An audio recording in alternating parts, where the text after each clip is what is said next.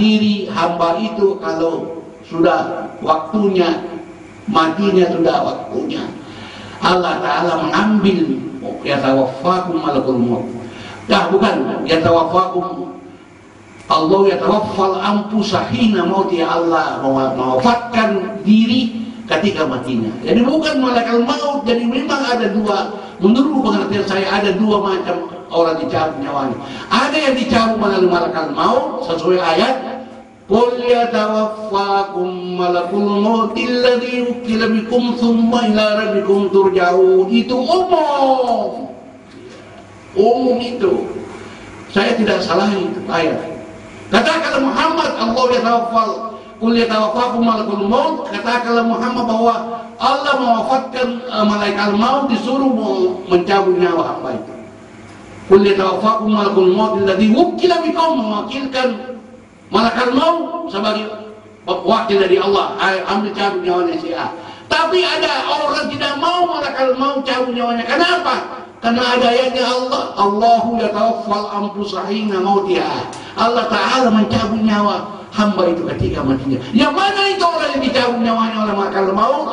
Yang mana orang itu yang dicabut oleh Allah? Ini rahasia, bukan belajar dulu bertarekat.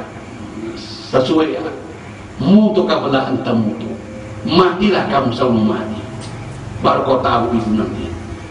Walaupun umpamanya kita dikasih Allah, ya sudah ibaratnya pengenalan bahwa saya mengenal Allah, saya mengenal Allah, iya belum tentu. Saya mencintai Allah, belum tentu. Hanya kau mengatakan aku cinta padamu. Saya mau jawab, apakah kamu sudah dibunuh Allah sesuai hadis qudsi? Li'anna al-'abda idza ahbabtuhu faqtuluhu. Apabila hambaku aku cintai, maka aku bunuh dia. Faida qataltuhu, apabila aku sudah bunuh hambaku itu, fa'adadituhu, akulah gantinya. Masya Allah. Ini kalau pakai akal, mustahil ada itu. Jangan kau mustahilkan orang yang sudah merasakan begitu. Tapi yumsiru, ketika itu, kalau sudah kamu saya matikan, bukan kamu yang melihat lagi, aku yang melihat. Tapi mau mendengar, bukan kamu lagi, aku yang mendengar di situ.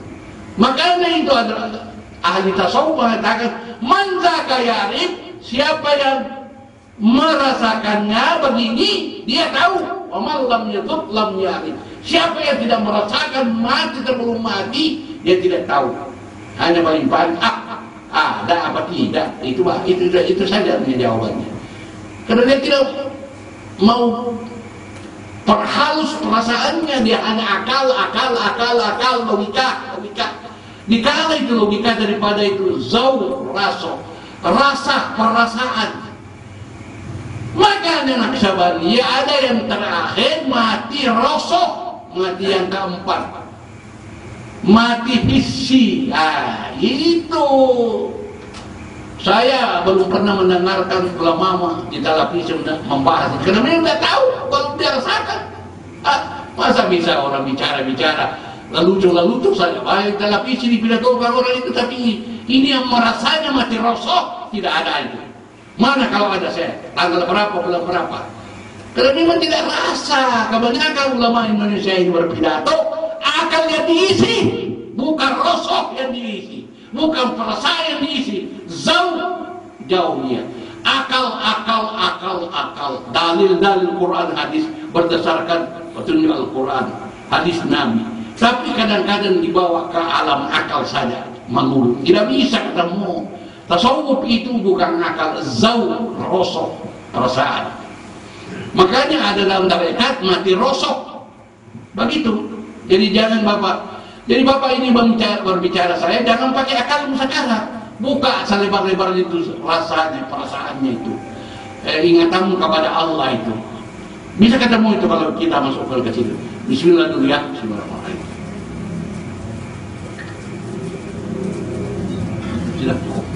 Jadi berbeda ini kita.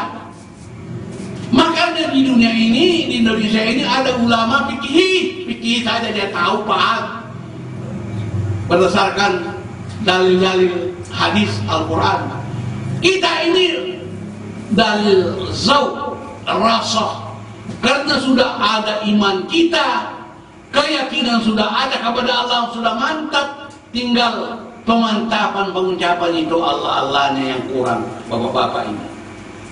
Biar bapak sembahyang 5 waktu tapi masih kurang Allah-Allahnya menyebut.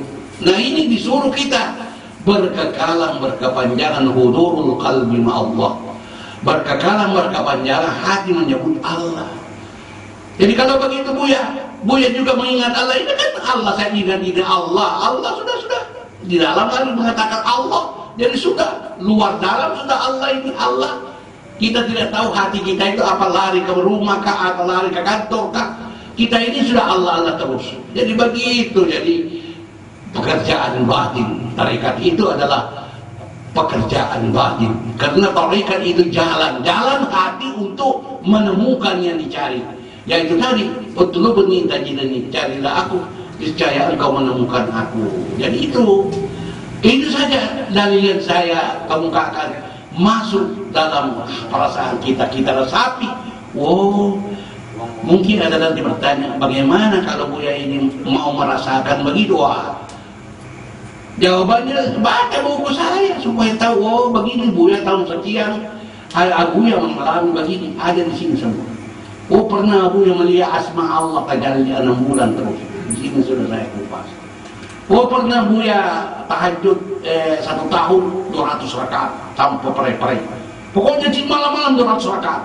Akhirnya tajalli, perasaan saya sudah, ini lutut saya hitam di sini karena selalu Allah. Sudah Allah. Saja jawab.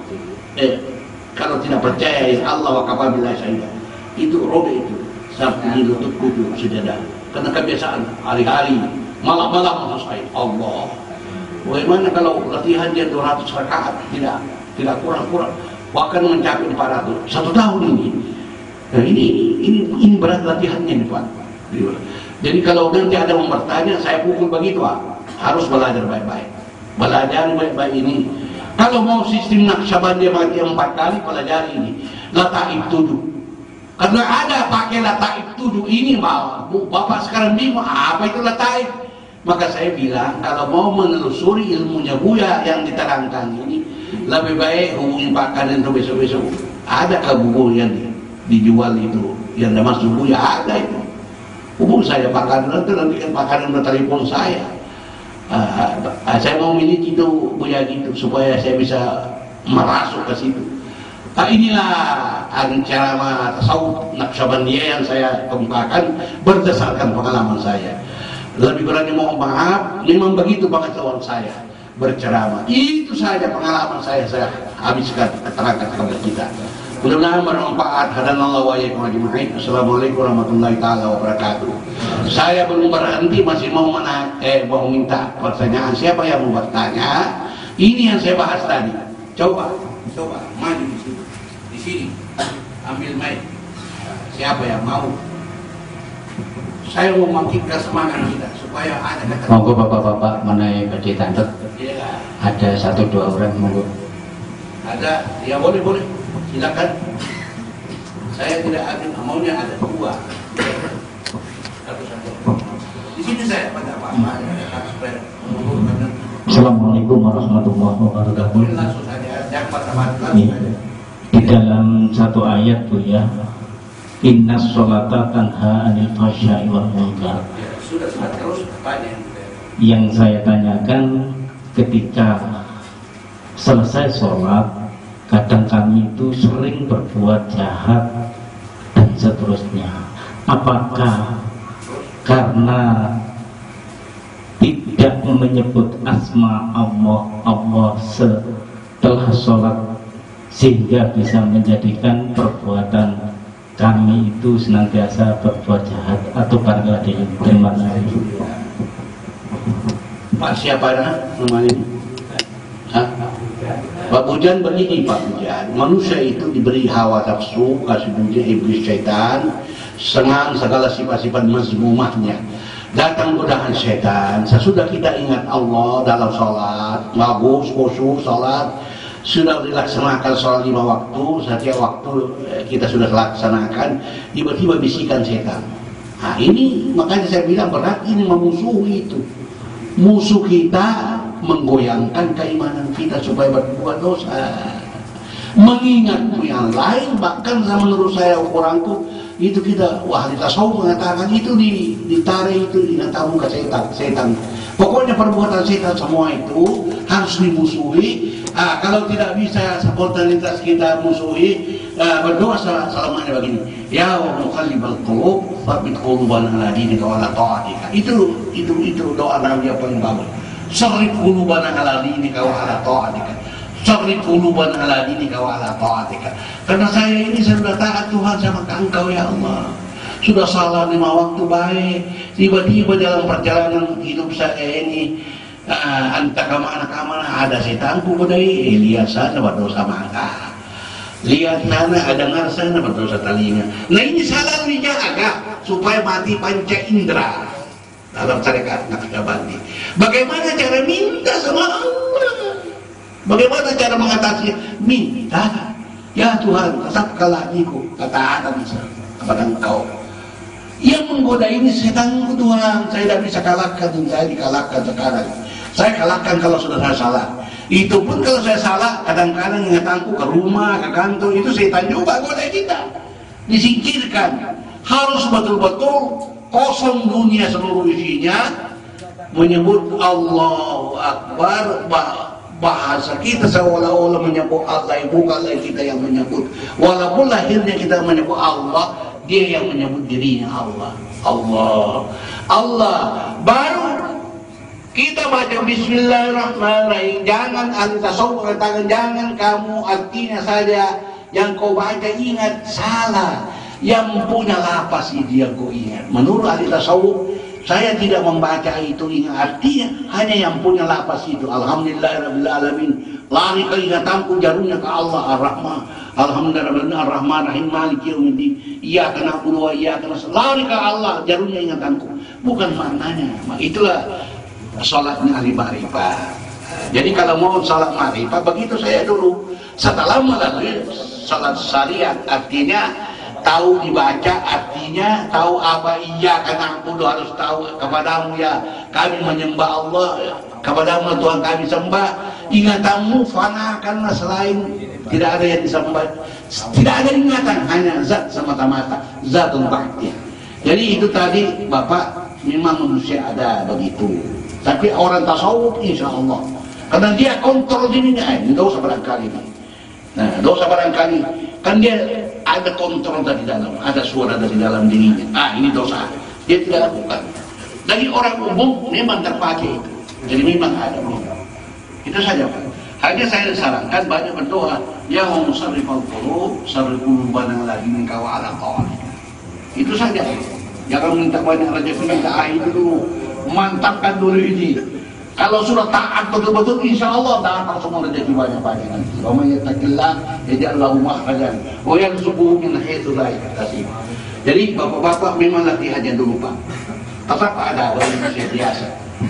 Kecuali kalau orang tarekat sudah berjalan khalwatnya hari-hari berzikir, selalu dia pandang huruf Allah kalau keluar. Dia yakin bahasa Allah sama punya nama tidak berpisah, selalu ingatannya ke Allah, sampai di kantor Allah jarumnya ingatannya ke Allah, insya Allah dia tidak tergoda kepada yang Bapak bilang tadi itu, masuk ingatannya kepada benda, tidak.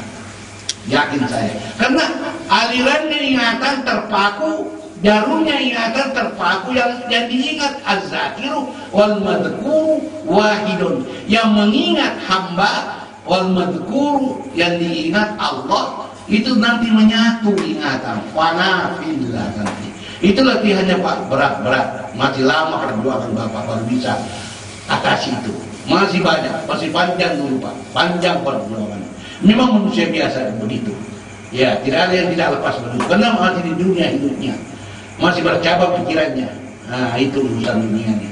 Tapi kalau kita masukkan diri kepada thariqat Naqsyabandi, insya Allah kurang, bahkan bisa berkekalan, berkepanjangan, jarum ingatan, melihat Allah saja, mengingat Allah saja, menyebut Allah saja.